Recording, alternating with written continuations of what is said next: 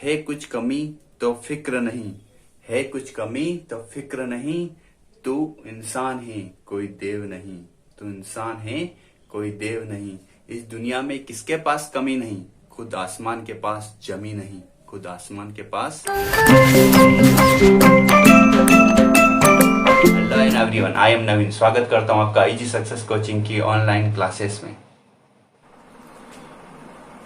आज पढ़ने वाले अपन प्रथम स्वतंत्रता संग्राम 1857 की क्रांति की। प्रथम स्वतंत्रता संग्राम औपनिवेशिक युग का एक बहुत बड़ा संग्राम था, तो इसीलिए पहली बार इतने बड़े लेवल पे हुआ था, इसलिए इसको प्रथम स्वतंत्रता संग्राम कहा गया औपनिवेशिक भारत के लिए। औपनिवेशिक भारत का मतलब ये होता है कि विदेशी अगर शक्तियों का यहाँ पर उस समय साम्राज्य था, मतलब अंग्रेजों का साम्राज्य था, तो उस समय को अपन औपनिवेशिक भारत कह रहे हैं।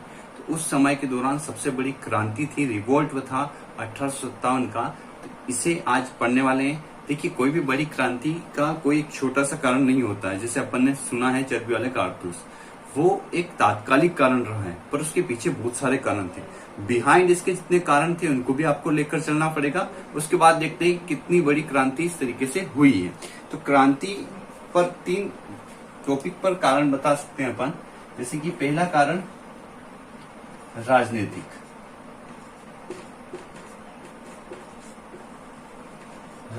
कारण अंग्रेजों ने 1857 से पहले ऐसे बहुत सारे रूल्स बना दिए थे, ऐसे बहुत सारे नियम लेकर आए थे, जिनकी वजह से यहाँ पर जो रियासतें थी, देसी रियासतें थी, राजा महाराजा के राजघराने थे, उनको अपने शासन चलाने में बहुत प्रॉब्लम होने लगी। हड़प नीति का नाम सुना होगा आपने, डलहौजी की हड़प नीति, डॉक्ट्रिन ऑफ लेफ्ट्स। हड़प नीति की वजह से बहुत सारे राज्य हत्या दिए गए। झांसी की रानी लक्ष्मीबाई का साम्राज्य के बारे में आप जानते हो। उसके अलावा बाजीराव द्वितीय जो पेशवा थे, उनके दत्तक पुत्र नाना साहब ने अपने पिताजी के लिए जो पेंशन मिल रही थी, उसके लिए उन्होंने अंग्रेजों को बहुत सी बार बोला गया कि अंग्रेजों की तरफ से कि वो पेंशन हमें नियमित रूप से मिलती रहे, पर उस पर अंग्रेजों ने ध्यान नहीं दिया। इसके अलावा उस समय भारत में अंग्रेजों से पहले जो साम्राज्य था, कह सकते हैं अपन अंग्रेजों से पहले भारत में साम्राज्य मुगलों का रहा है। और मुगलों के जो राजा थे उस टाइम पे, बादशाह थे यहाँ पर भारत में, वो थे बहादुर शाह जफर द्वितीय। तो बहादुर शाह जफर द्वितीय का जो साम्राज्य था, वो भारत में दिल्ली में लाल किले में जो वहां पर रहते थे और उनका साम्राज्य था, उसमें बहुत सारे अंग्रेजों ने दबाव डालकर नियम को बनाकर उस साम्राज्य को सीमित कर दिया था। अंग्रेजों ने ऐसे कुछ रूल्स बना दिए थे। और 1856 में, इस क्रांति के 1 साल पहले ही 1856 में अंग्रेजों ने एक रूल्स लेकर आए थे, जिसके तहत अगर बहादुर शाह जफर द्वितीय या मुगलों के और अगर राजकुमार होते हैं, तो उनको केवल राजकुमार तक का ही दर्जा रहेगा, उनको बादशाह का दर्जा नहीं दिया जाएगा। इसके अलावा लाल किले को भी खाली करके उनको अपना नया निवास स्थान ढूंढना पड़ेगा। ऐसे कुछ रूल्स 56 में लेकर आ गए थे। तो कह सकते हैं राजनीतिक तौर पर भी बहुत उथल पुथल चल रही थी 1857 से पहले, जो एक मुद्दा हो सकता है, क्योंकि सभी जो देसी रियासतें थी वो अंग्रेजों को नापसंद करने लगी थी। क्लियर। दूसरा पॉइंट पर बात करते हैं अपन, आर्थिक।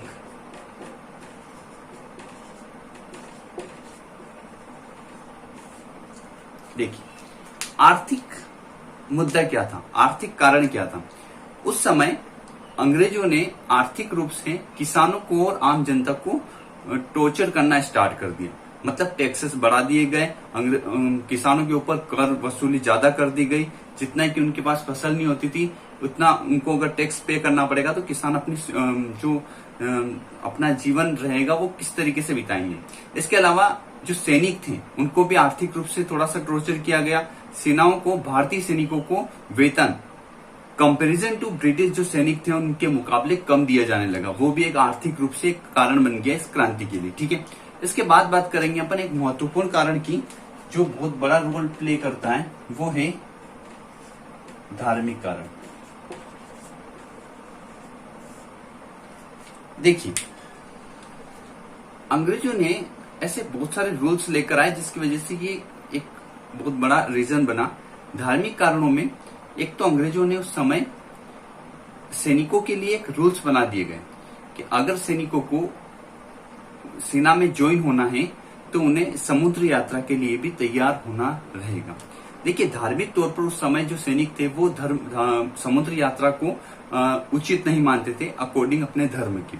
और अंग्रेजों ने रूल्स बना दिया था कि सेनाओं को अगर ज्वाइन होना है तो उनको समुद्र यात्राएं करनी पड़ेगी कहीं पर जाने के लिए, लड़ाई के दौरान उनको कहीं जाना पड़ा। तो इसके अलावा धार्मिक कारण और भी रहे। अंग्रेजों ने उस समय एक मिशन चलाया था जिसके तहत भारतीयों को ईसाई धर्म, क्रिश्चियन धर्म अपनाना था, और बहुत सारे लोगों को ऑफर किए गए इस धर्म को अपनाने के लिए। धीरे धीरे रूल्स इतने चेंज होते गए कि अंग्रेजों ने ऐसा रूल्स बना दिया कि अगर आपको आपकी पितृक संपत्ति चाहिए तो आपको ईसाई धर्म अपनाना पड़ेगा। आपको आपके पूर्वजों की जो संपत्ति है वो तभी मिलेगी जब आपको ईसाई धर्म अपनाना पड़ेगा। तो ये धीरे धीरे बढ़कर एक बहुत बड़ा कारण बनता गया। और इसी धार्मिक कारण के चलते अंग्रेजों ने दो पशुओं की चर्बी वाले कारतूस प्रयोग किए सेनाओं के लिए। और 2 प्रकार के जो पशु थे वो थे गाय और सुअर। देखते हैं ऐसा ही क्यों हुआ।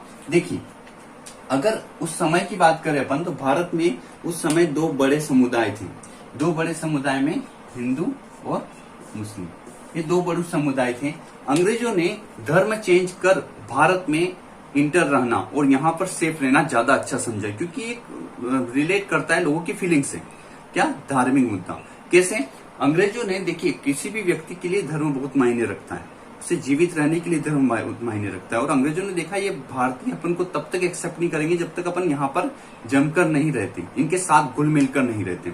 अगर किसी मोहल्ले में एक नया कुत्ता आ जाए तो बाकी सब कुत्ते उसको भगा देते हैं, देखा आपने? तो सेम टू सेम ऐसा ही हुआ। अंग्रेज चाह रहे थे कि ये हमारे साथ जब भी घुल मिलकर रहेंगे जब अपना और इनका धर्म एक जैसा रहेगा। तो क्या करो, ज्यादा से ज्यादा भारतीयों को ईसाई धर्म, क्रिश्चियन धर्म अपनाने के लिए मजबूर कर दो।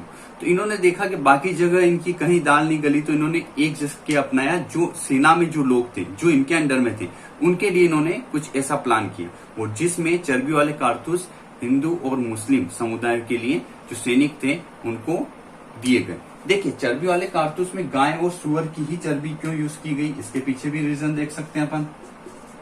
गाय और सुअर, देखिए, गाय एक पवित्र, हिंदू धर्म में एक पवित्र पशु माना जाता है, ठीक है। और गाय की पूजा करते हैं लोग। अगर गाय से की चर्बी से बने हुए कारतूस अगर वो प्रयोग करेंगे तो सिंपल सी बात है, उनके धर्म को लेकर बात होगी और उनका धर्म खत्म होगा, नष्ट होगा। इस तरह वो लोग ईसाई धर्म को बढ़ावा देंगे, उन लोगों को कहां ज्वाइन कराएंगे, ईसाई धर्म में।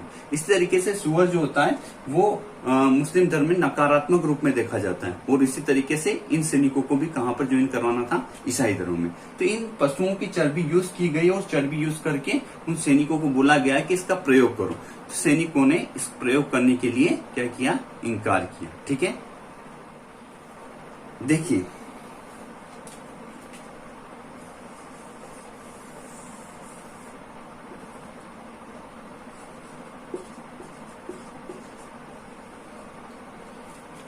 ये भारत के मैप में ये वाला जो क्षेत्र है ये पड़ता है पश्चिम बंगाल का, ठीक है। अभी पश्चिम बंगाल का, उस समय पश्चिम और पूर्वी बंगाल एक थे, मतलब जो बांग्लादेश है वो एक थे, और इसे बंगाल, संयुक्त रूप से बंगाल कहा जाता था, ठीक है। तो बंगाल में एक प्लेस था दमदम, ठीक है, जहां पर इन कारतूसों को बनाया जा रहा था, डिफेंस फैक्ट्री थी। और यहीं पर बंगाल में ही एक प्लेस था बैरकपुर, क्या नाम था, बैरकपुर, ठीक है। तो बैरकपुर में एक सैनिक छावनी थी, कहां पर है, पश्चिम बंगाल में या बंगाल में। बैरकपुर में एक सैनिक छावनी थी, और इस सैनिक छावनी में कुछ सैनिक थे, भारतीय सैनिक, जिन्होंने विद्रोह किया था अंग्रेजी हुकूमत के खिलाफ, ठीक है। तो इस बैरकपुर छावनी में मंगल पांडे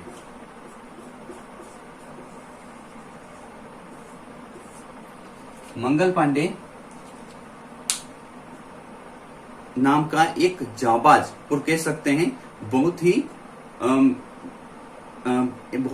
एक योद्धा के रूप में जाना जाने वाला सैनिक था। मंगल पांडे के बारे में आप जानते भी हो। तो मंगल पांडे को बैरकपुर में इस बात का पता चला कि इस प्रकार के कारतूस प्रयोग किए जा रहे हैं। तो मंगल पांडे ने कुछ और सैनिकों को, भारतीय सैनिकों को लेकर विद्रोह कर दिया। किसके खिलाफ, अंग्रेजी हुकूमत के खिलाफ विद्रोह किया। कुछ सैनिकों मार भी दिया, कुछ सैनिक सामने से आए तो खुद ने फायर कर लिया अपने ऊपर, उनको हॉस्पिटलाइज किया गया और उसके बाद क्या कर दिया गया, फांसी की सजा दे दी गई। ये सारी घटना हुई 29 मार्च 1857। कब हुई ये घटना? 29 मार्च 1857 को बैरकपुर में ये घटना हुई, जिसमें सैनिकों ने विद्रोह किया। मंगल पांडे के रूप में आप इसको ध्यान रख सकते हो। इस बैरकपुर की जो घटना थी, मंगल पांडे का की फांसी के रूप में जो एक विद्रोह उठा था, अंग्रेजों को लगा था ये बिल्कुल यहाँ पर शांत हो जाएगा, पर उसने एक बड़ा रूप लेना स्टार्ट कर दिया। कुछ ही दिन बाद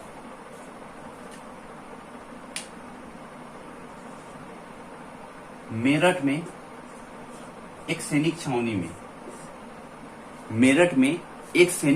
में कुछ भारतीय सैनिकों ने पुनः विद्रोह किया। किसको लेकर? चर्बी वाले कारतूस को लेकर।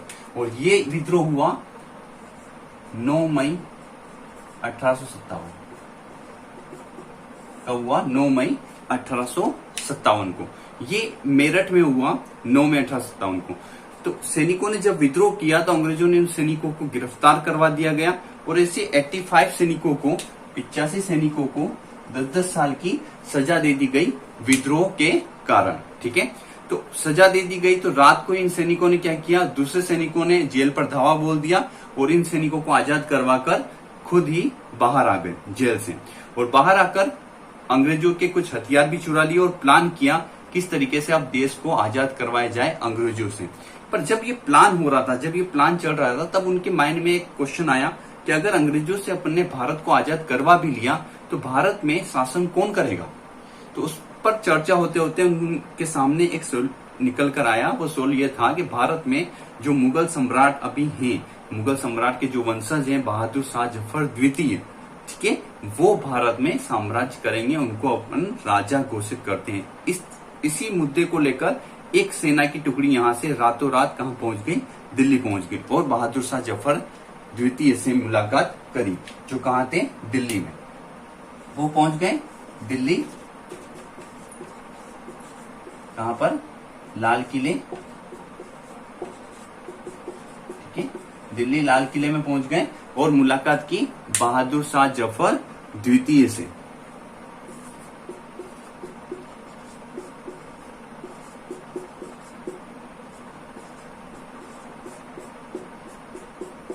ठीक है, तो बहादुर शाह जफर द्वितीय जो मुगल सम्राट थे उनसे मुलाकात की और उन्हें अपना राजा घोषित करने के लिए उनसे बात की।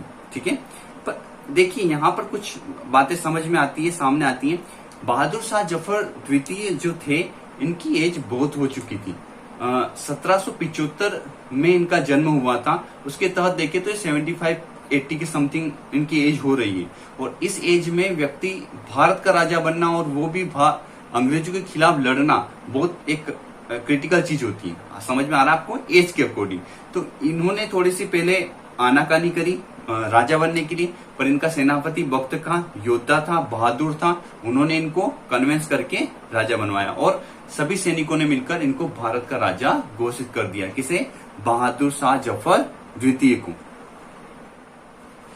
देखिए,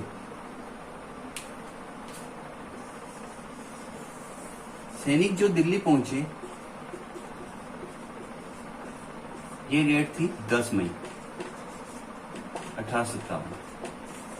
ठीक है, क्योंकि 9 मई को उन्होंने जेल तोड़ी, वहां पर मेरठ में जो आंदोलन हुआ वो 9 मई को हुआ और वहां से वो कहां पहुंच गए, दिल्ली। और दिल्ली में ये इनको 10 मई हो चुका था। देखिए, तो 10 मई 1857 को ये दिल्ली पहुंच गए और दिल्ली में इन्होंने बहादुर शाह जफर द्वितीय, जो भी बताया मैंने आपको, बहादुर शाह जफर द्वितीय को क्या बना दिया इन्होंने, अपना राजा बना दिया। देखिए, बहादुर शाह जफर द्वितीय को इन्होंने अपना राजा बना दिया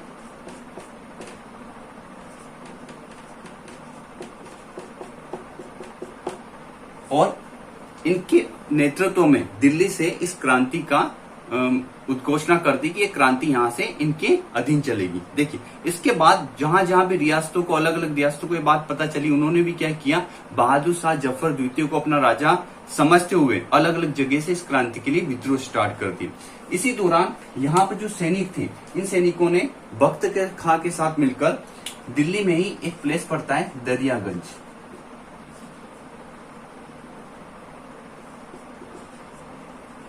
यहाँ पर जाकर जो अंग्रेजी ऑफिसर थे उनके परिवारों को जाकर मारना स्टार्ट कर दिया और इस तरीके से बहुत सारे अंग्रेजों के परिवारों को समाप्त कर दिया गया।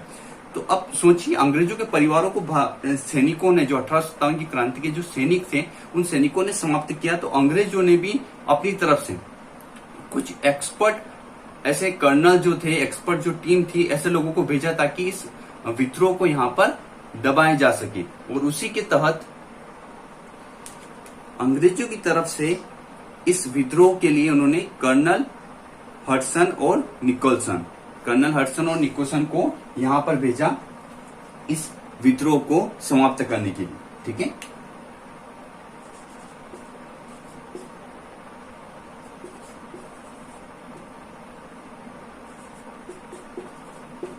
कर्नल निकोलसन और हडसन। ठीक है, ये दो नाम याद रखिए आप। तो कर्नल निकोलसन और हडसन को यहां पर भेजा इस विद्रोह को कुचलने के लिए।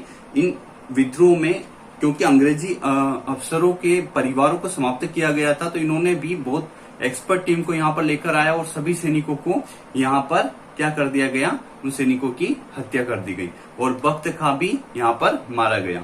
उसके बाद बहादुर शाह जफर द्वितीय के पास ये सैनिक पहुंचे और हडसन और निकोलसन ने इनको बोला बहादुर शाह जफर द्वितीय। तो बहादुर शाह जफर द्वितीय पहले से ही बेचारे बूढ़े थे और इस कंडीशन में उनको फिर क्या कर दिया गया, रिटायरमेंट देकर लाल किले से कहां भेज दिया गया, रंगून, बर्मा, वहां पर भेज दिया गया, जहां पर उनके जीवन के अंतिम समय वहीं पर उन्होंने बिताए।